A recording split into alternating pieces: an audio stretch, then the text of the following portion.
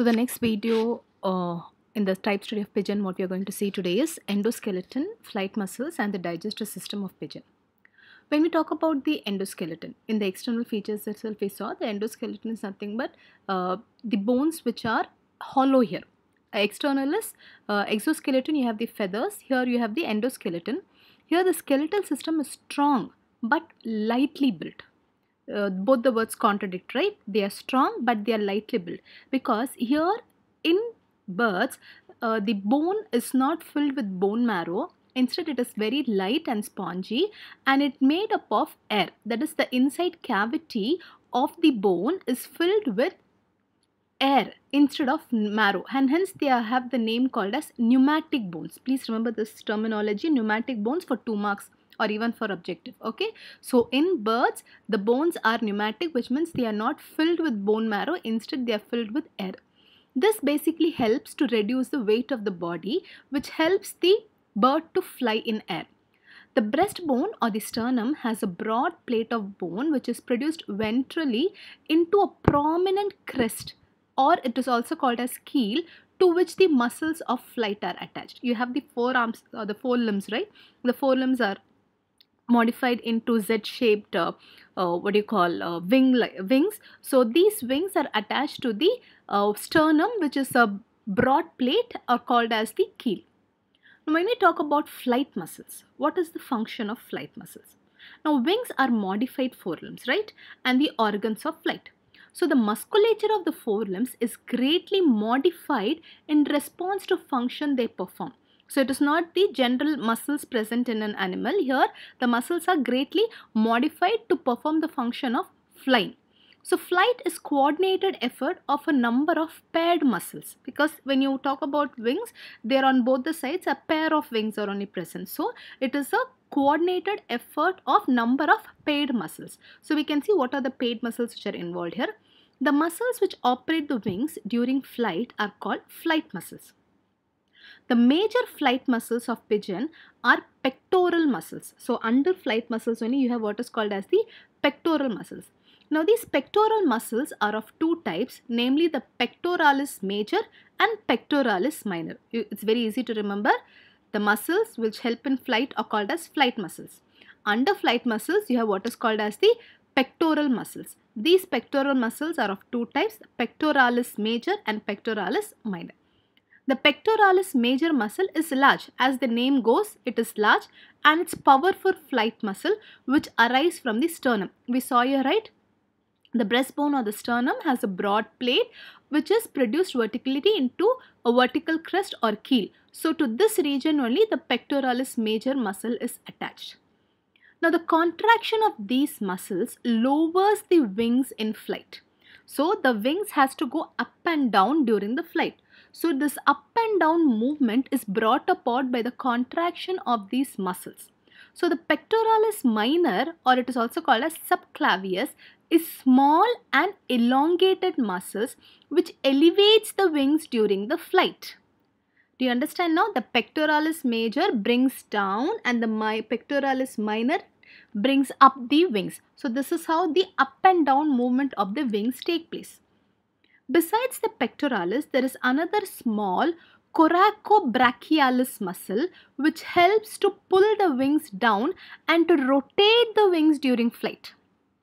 Do you remember? See, the birds does not fly only in straight direction. They go around, they move like this. So for this movement, for this rotation, there is one more muscle called as coracobrachialis. Other than pectoralis major, other than pectoralis minor, there is one more muscle called as coracobrachialis, and this helps to pull the wings down and to rotate the wings during the flight. So this is about the endoskeleton and flight muscles. Next we come to what is called as the digestive system.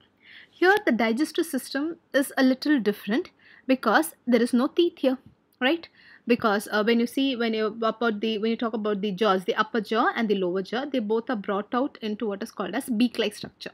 So basically teeth are absent. So where does the actual digestion take place? So we'll see the whole digestive system now. The long coiled alimentary canal starting from the mouth till the rectum, whole thing is called as alimentary canal, consists of buccal cavity, a pharynx, esophagus, crop, stomach, small intestine and the large intestine. So the whole digestive system, the whole alimentary canal starts with the buccal cavity, then you have the pharynx, then the esophagus, then the crop, then the stomach, then the small intestine and the large intestine, and ends up with the rectum, cloacal aperture. The mouth is covered by a toothless, horny upper and lower beaks. It's sharp, horny, right? It is sharp. It is toothless. The beak does not have any tooth. And behind the mouth, there is a wide buccal cavity. It's an open buccal cavity. You should have seen some birds feeding their babies, right? When they open their beaks, it's quite a wide buccal cavity. So in the floor of the buccal cavity, there is a large, narrow, horny tongue which is present with scanty sensory papillae and numerous mucus glands. Now when we study the digestion process, you will understand the use of mucus glands. Okay, so basically at the floor of the buccal cavity you have a, how is the tongue here? It is large, it is narrow and horny too, so that the food particle does not roll down or roll out. So it is a horny tongue is present with very few sensory papillae and numerous mucus glands.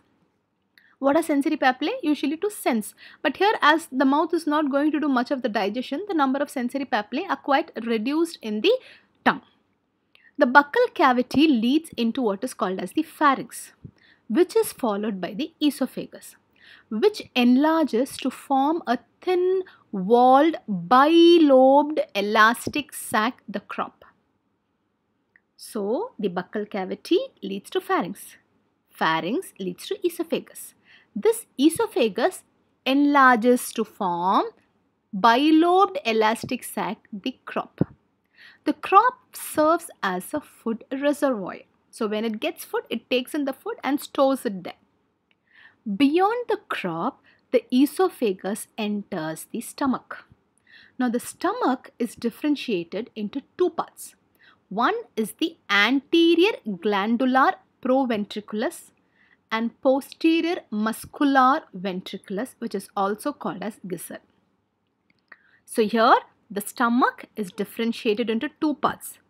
Anterior glandular proventriculus, posterior muscular ventriculus, also called as gizzard. Now this proventriculus has mucus lining which secretes the gastric juice. You need the gastric juice for the purpose of digestion of the food. But the walls of the gizzard is quite thick, muscular and has many tubular glands. The cavity, that is, when we talk about the gizzard, it has an empty space inside, right? The cavity of the gizzard contains small grit or small pebbles. These are called as gastroliths. Again, remember these words for objectives. Gastroliths that are swallowed by the bird.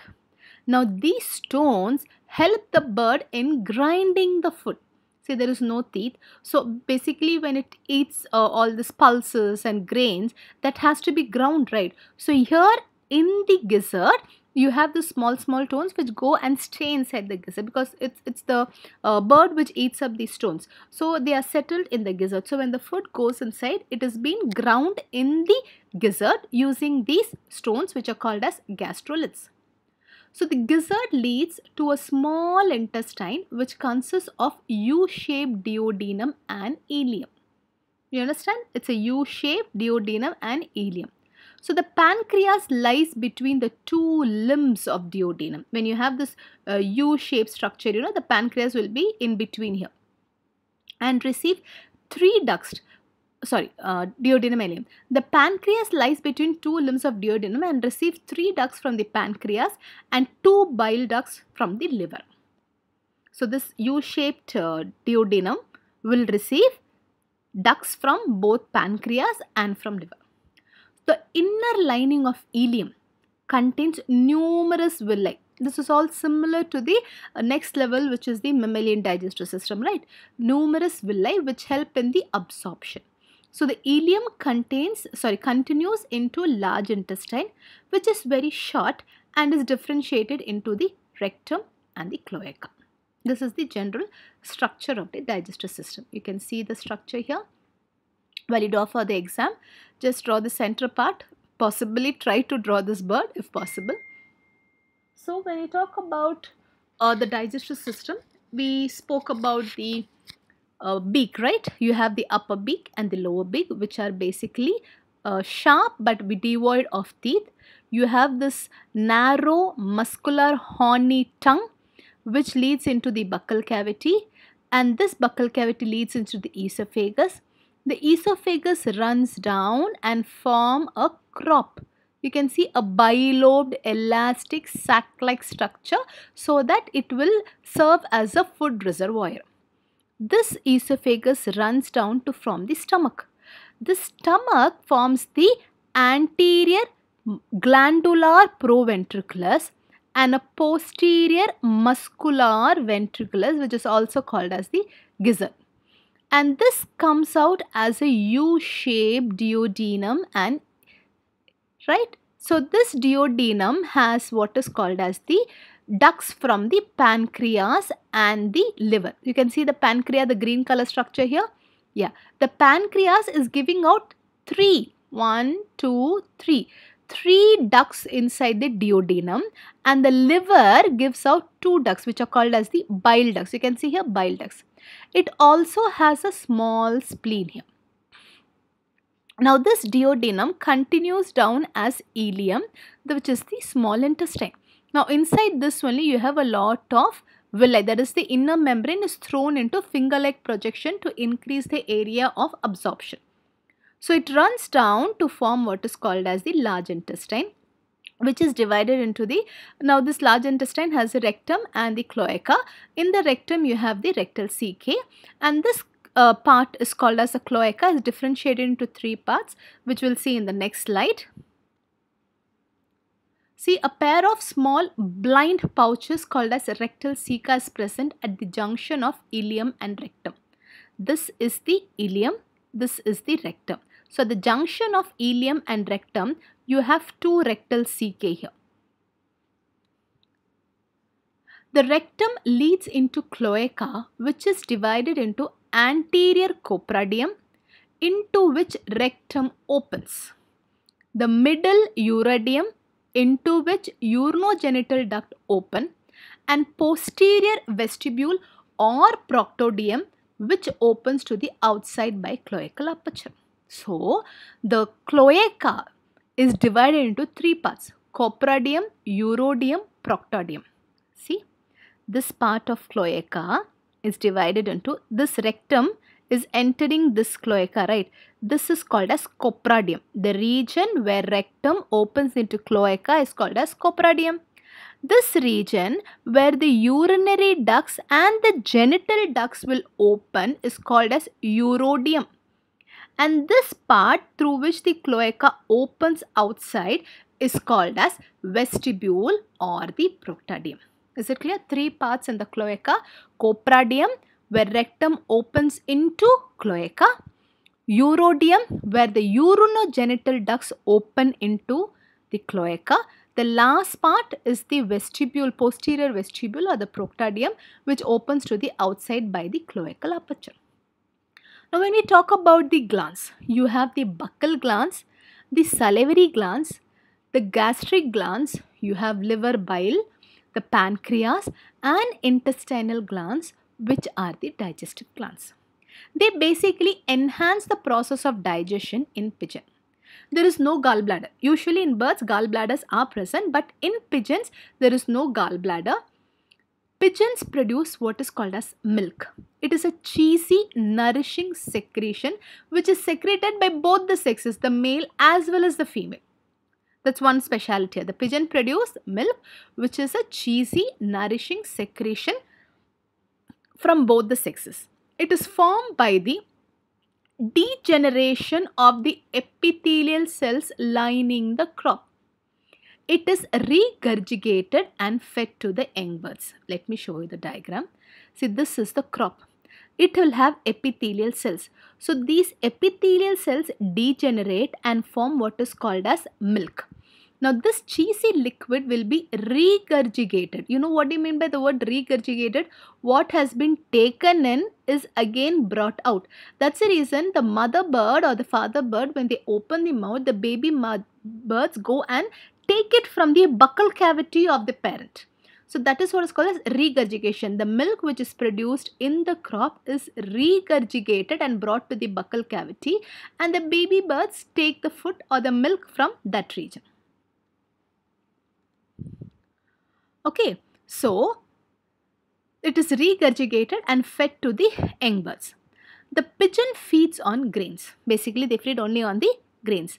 As birds have no teeth, the food is swallowed and it passes through the gullet or esophagus into the crop where it is stored. Right? It is stored in the esophagus. That is the crop region. There are mucus glands in the crop. I told you in the starting itself, right? There is a lot of mucus gland in the crop. And what is the function of this mucus gland? To basically soften the grains which has been taken in.